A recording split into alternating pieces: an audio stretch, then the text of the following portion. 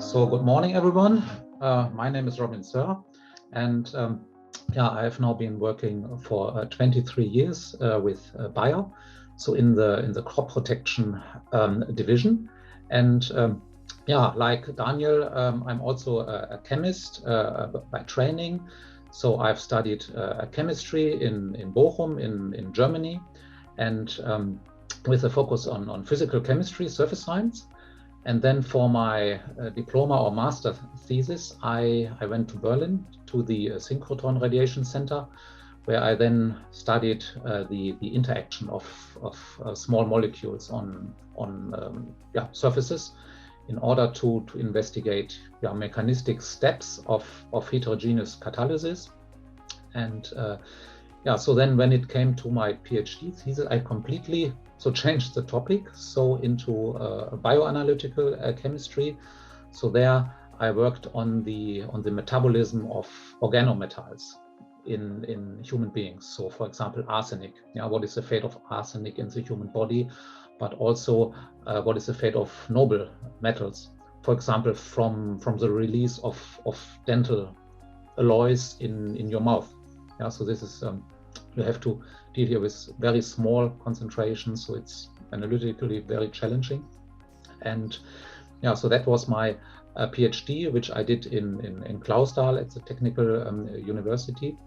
And then in 1999, then I applied for a position in industry, and back then it was not clear, so that I in the end would then end up in the agricultural business. But then I got a very good and interesting offer from Höchst in Frankfurt to become a lab leader to study the fate of agrochemicals, so of pesticides in the environment, which is of course a very important task ahead of an authorization of a product to really show to what are the breakdown products, for example, in soil, in water, in groundwater, and how long do those persist or not persist.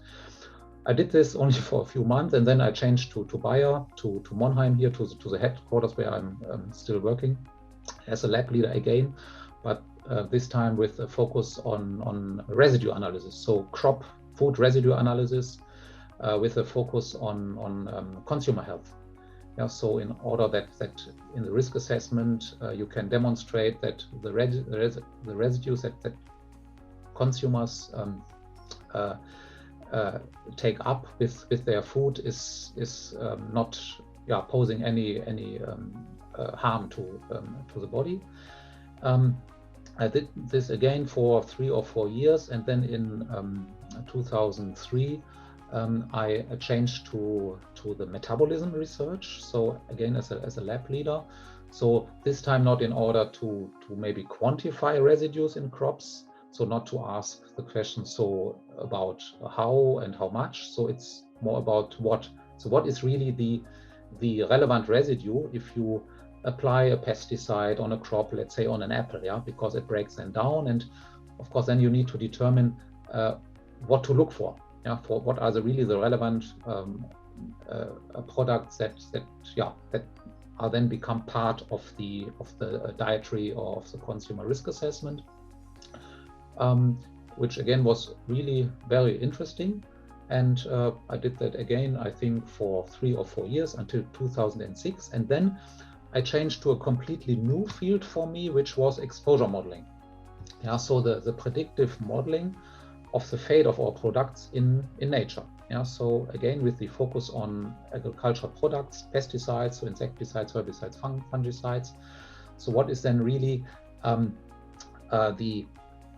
the residence time in soil? How much of the pesticides is eventually ending up in a surface water, in a river, in the groundwater? How much stays in soil?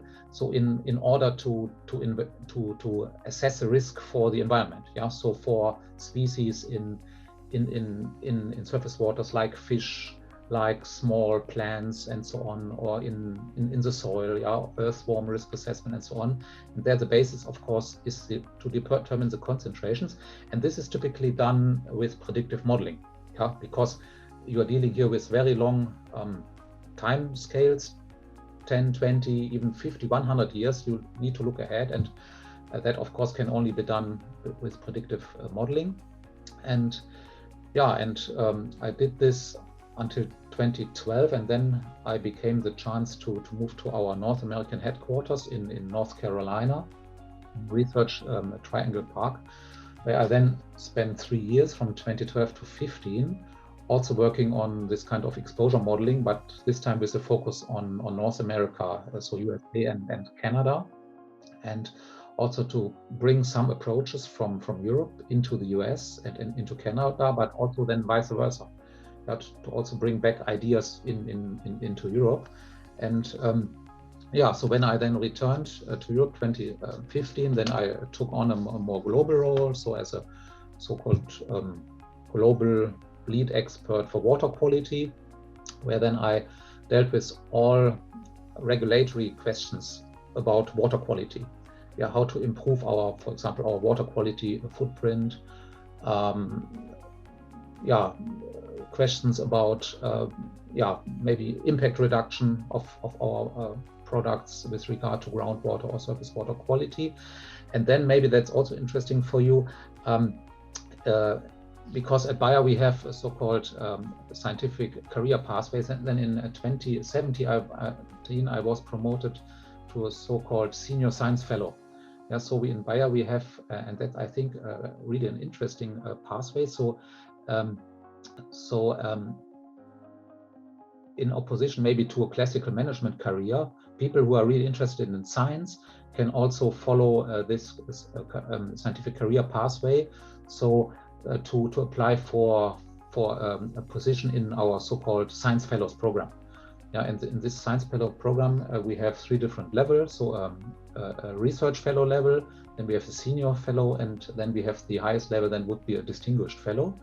And this is really a nice career opportunity for people also to reward them, to keep them also in science, because it's still the case, and also even more in other companies, that if you want to reward maybe a good scientist, then sometimes the only thing is you can do that you put them on a management career track, but which of course is rarely maybe positive for a company, because then you are really losing good scientists, and maybe scientists get frustrated when they end up then in management, because in management you need completely different skill set. Yeah, and with a fellow career pathway, you can also offer those people something to keep on doing science. Yeah, so this happened in 2017, and then I also took on a different role, dealing more with risk mitigation measures. Yeah, so then I became a risk management lead. So this is about how can we really reduce our environmental footprint by developing new risk reduction measures in agriculture, like vegetative filter strips at the end of a field, or conservation tillage measures, or so-called microdams, all measures that may keep the water, may keep the pesticide on the field and prevent the offsite movement, either in surface water or in groundwater, or even by drift deposition. And here the task or the challenge is really to put some really quantitative metrics behind those measures. How can we use them in our predictive models?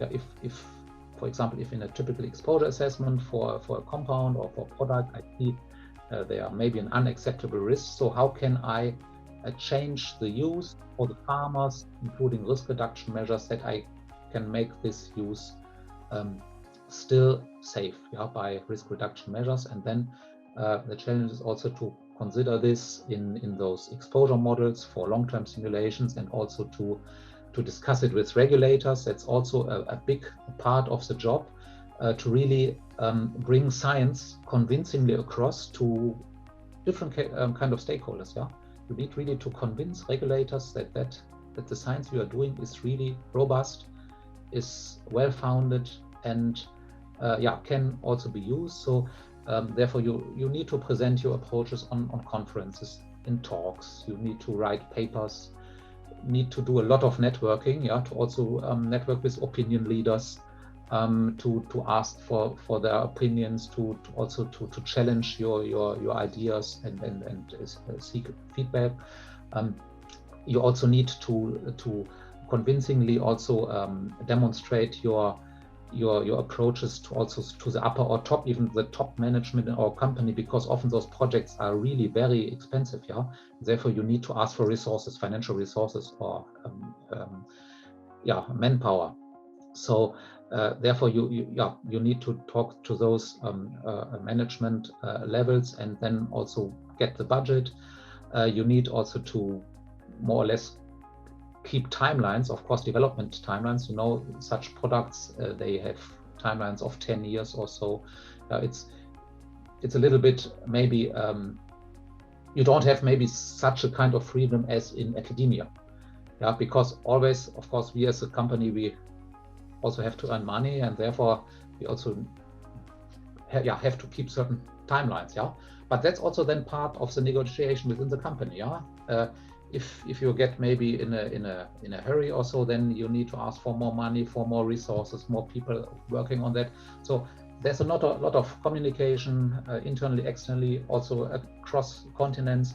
I think that's also really the beauty of the job, so of science, as you know, also from academia. So all successful research groups, they are really internationally very active, and so therefore it's a really rewarding job now, also especially with the digitalization. Yeah, we are heavily working on digitalization. Digitalization in agriculture offers very big opportunities to further reduce the environmental impact. Just some buzzwords like precision application, detection of weeds by optical recognition. Yeah, we don't want to treat a field just across the entire area, just only target where we see weeds. We want to predict diseases and then only apply fungicides when there is a considerable risk that maybe due to a moist climate we will encounter an infestation maybe within the next days or weeks.